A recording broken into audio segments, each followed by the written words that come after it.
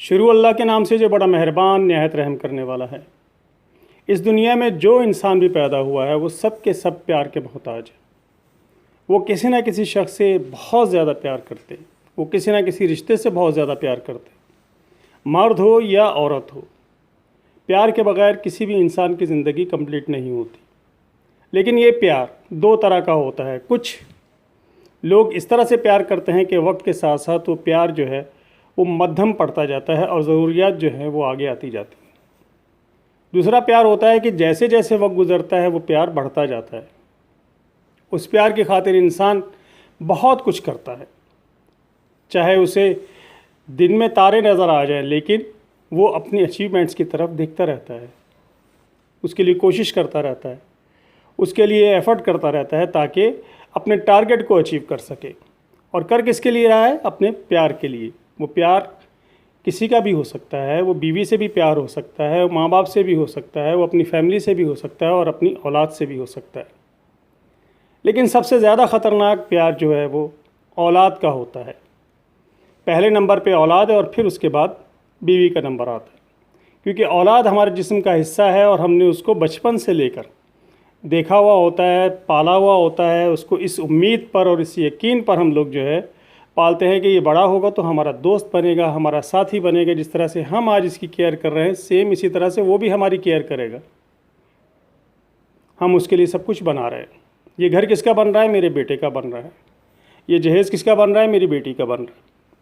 ये कारखाना किसका है? ये दुकान किसकी है? ये मकान किसका है? ये सब मेरे बेटे का है। जब ये बातें हम अपने बच्चों के सामने करते हैं तो बच्चे इसको अपना राइट समझने लगते हैं। ये बड़ा खुशी से हम बताते हैं, बड़े फ़ख्र से बताते हैं अपने बच्चों को कि देखो बेटा, ये बड़ा घर आपका है, ये इसके साथ वाला उसका है, ये उसका है, ये उसका है, उसका है। जिसके पास है, जिसके पास नहीं है, वो उसका हाल तो बस अल्लाह ही बेहतर जानता है कि वो कैसे ज़िंदगी गुजारता है। तो मैं पहली बात जो महसूस करता हूँ कि जब हम बच्चों के दरमियान में ये बैठकर बात करते हैं कि ये जो चीज़ें हैं वो सब आपको जो है इस तरह से मिलेंगी और इस तरह से आपको डिस्ट्रीब्यूट होंगी और ये फ़लाँ का है, ये फ़लाँ का है, फ़लाँ का है, तो उसका एक नुकसान ये आता है कि जनाब उन बच्चों का आपस में कंपटीशन बढ़ जाता है।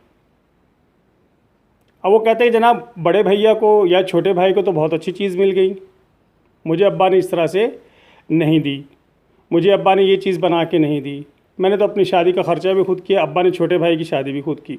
तो ये एक इंटरनल कंपटीशन जो है वो पैदा हो जाता है।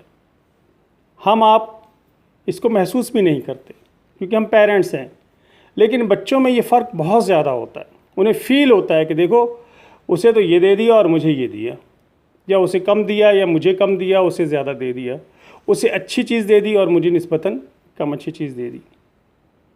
अब ये वो चीज़ें हैं कि जो माँ बाप की सारी मेहनत को ज़ाया करती हैं।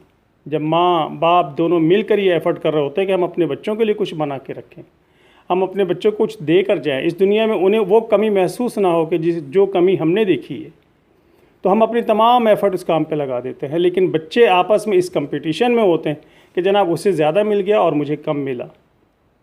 अब ये एक अदावत और एक बुग़्ज़ और एक नफ़रत सी माँ बाप के लिए अपने दिल में रखते हैं कि मुझे क्यों इग्नोर किया गया या मुझे कम क्यों किया। हालांकि माँ बाप कभी भी ये नहीं सोचते, वो किसी ना किसी तरीके से हर बच्चे को बराबर ट्रीट करते। लेकिन ये बात समझ में आए जब ना, और जब माँ बाप होते तो सब कोई बात समझ में नहीं आ रही होती। हम जैसे बूढ़े लोग ये बहुत बड़ी गलती करते हैं और फिर आखिर में क्या होता है, हम जब भी अपनी चीज़ें, अपनी तमाम जायदाद, अपने तमाम ख़जाने अपने बच्चों पर लुटा बैठते हैं, लेकिन हम ये नहीं जानते कि आने वाला वक्त हमारे लिए कितना तवील है, हमारी मौत कब वाक़ होगी, हमने अभी और इस दुनिया में कितना जीना है और कितने साल तक जीना है और किस हालत में जीना है। हम इस मोहब्बत में ये भूल जाते हैं और हमें यकीन होता है कि जिस तरह से हमने अपने बच्चों को संभाला है ये बच्चे हमें भी संभालेंगे। लेकिन अनफॉर्चुनेटली ऐसा होता नहीं है। ऐसा होता नहीं है। जो ये महसूस करता है कि मुझे कुछ चीज़ें कम मिली हैं या मुझसे कुछ बेहतर रवैया नहीं था अब्बा जी का या अम्मा जी का, तो वो आपकी ज़िम्मेदारी लेने को तैयार ही नहीं होता। वो आपको देखना भी नहीं चाहता, क्योंकि अब आपके पास कुछ नहीं है, अब आप नॉन प्रोडक्टिव हैं। अब आपने सिर्फ खिदमत करानी, तो खिदमत कराने के लिए बड़े भैया के पास जाओ, वहाँ जाके रहें। मेरे घर में इतनी गुंजाइश नहीं है, अब्बा जी बड़े भैया के पास जाते, तो जो 4 पैसे उन्होंने अपने लिए आखिरी वक्त के लिए संभाल के रखे होते हैं, वो बड़ा बेटा घर की रेनोवेशन के नाम पर, घर की ज़रूरियात के नाम पर और घर के बहुत से बहाने बनाकर वो भी उनसे हथिया लेता है। अब अब्बा जी खाली हाथ हो गए, अब अम्मा जी भी खाली हाथ हो गई, अब इनका कोई ठिकाना नहीं है। अब ये रहमो करम पर है अपने बेटे के, अपनी बहू के। ये हम जैसे लोग गलतियां करते हैं। जो समझदार बंदा होता है वो कभी ये गलती नहीं करता, वो कभी अपने एसेट्स शो नहीं करता, वो बताता ही नहीं कि मेरे पास कितना कुछ है और मेरे मरने के बाद तुम्हें क्या कुछ मिलेगा। मैं ये समझता हूँ कि वो लोग ज़्यादा बेहतर फ़ैसला करते हैं, क्योंकि अपनी चीज़ों को, अपने तमाम कार्ड्स को अगर आपने शो कर दिया तो फिर आपके पास तो कोई ऐसी चीज़ नहीं है कि जिसके बुनियाद पर आपके बच्चे आपकी कदर करें, आपकी केयर करें, आपका ख्याल रखें। सवाल ही पैदा नहीं होता। ये दुनिया है और इस दुनिया में ऐसा ही चलता आ रहा है। बहुत से घरों में ऐसा चलता आ रहा है कि आखिरत में उन लोगों का अंजाम बहुत भयानक होता है। अपनी तमाम ज़रूरतें पूरी करने के लिए अपने पास इतना सरमाया ज़रूर महफूज करें, अगर आपके पास है तो, कि वो सरमाया तरके की शक्ल में ही बच्चों को मिले। जब आप इस दुनिया से चले जाएं तो उसके बाद वो डिस्ट्रीब्यूट हो। ज़िंदगी में कभी भी आप ये काम ना करें। मैंने ऐसी बहुत सी मिसालें देखी हैं कि जहाँ लोग ये समझते हैं कि अगर हम इस तरह से ज़िंदगी में ही सब चीज़ें डिस्ट्रीब्यूट कर देंगे और बच्चों को सब कुछ दे देंगे तो उससे ये होगा कि ये आपस में नहीं लड़ेंगे, आपस में इनका तज़ाद कुछ नहीं होगा, ये झगड़ेंगे नहीं, आपस में मोहब्बत और सलूक से रहेंगे। ऐसा नहीं है। कोई मोहब्बत से, कोई सलूक से नहीं रहता। ये कंपटीशन का दौर है। हर बंदा दूसरे को इस हसरत से देखता है कि उसके पास जितना है इससे ज़्यादा मेरे पास आना चाहिए। इसलिए कभी भी मुझ जैसे लोग, बूढ़े लोग जिनके पास 4 पैसे हैं, वो अपने आखिरी वक्त के लिए ज़रूर इतना पसंदाज करें कि अगर ज़्यादा उम्र भी अल्लाह ताला दे देता है तो उसमें आपको किसी की मोहताजी ना हो। अब वो सरमाया तो ज़ाहिर है जब आपके पास होगा तो आहिस्ता आहिस्ता ख़त्म हो जाएगा, लेकिन कुछ ऐसी इन्वेस्टमेंट कर दें, प्लाट की सूरत में, मकान की सूरत में, फ्लैट की सूरत में, कि जिसमें से एक मुस्तकिल आमदन, एक मुस्तकिल किराए की शक्ल में आमदन आपको मिलती रहे।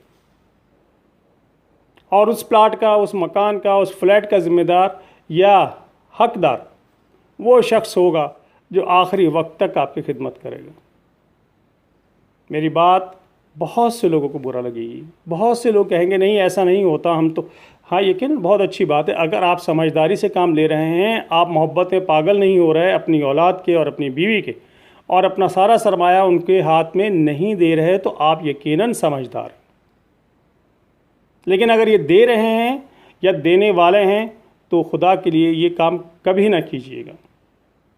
जब आप बेवक़्त हो जाते हैं तो फिर आपकी कहीं भी गुंजाइश नहीं होती कि आप जाकर रहें, सर छुपाएं, अपनी ज़रूरियात पूरी करें।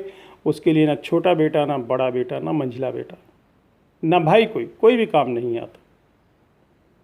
तो याद रखिए, आपके पास जो कुछ भी है उसे तरके में जाने दीजिए, ताकि आपके मरने के बाद ही डिस्ट्रीब्यूट हो। अल्लाह हाफ़िज़।